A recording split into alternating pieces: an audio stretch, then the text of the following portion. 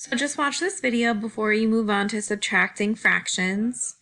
So this one's going to require us to regroup, and I just want to show you again a reminder of how we regroup. So same thing with addition.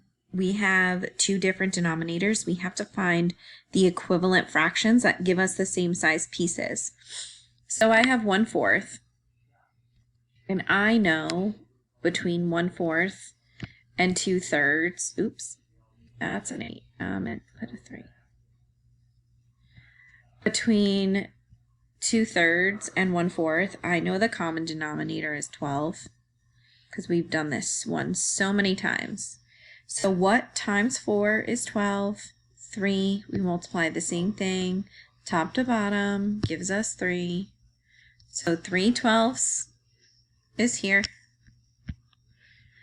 is equivalent to 1/4, and we're going to subtract 2/3. 3 times what equals 12? I know that it's 4. I need to multiply by the top number by 4, because that's what I multiplied the bottom number by, and I get 8/12. Okay, so now I have 2 and 3/12. Take away 1. Oops. Take away 1 and 8/12. Well, I know that my denominator is going to be the same. I know that it's going to give me 12.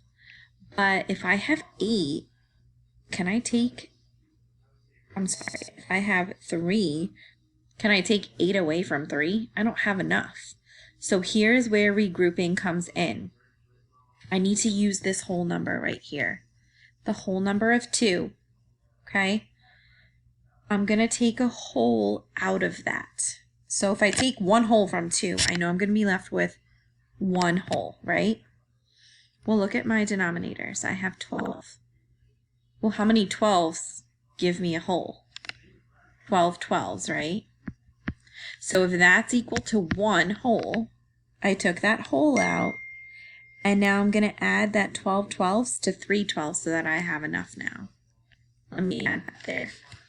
So that gives me 15 12s. Take away 1 and 8 12s.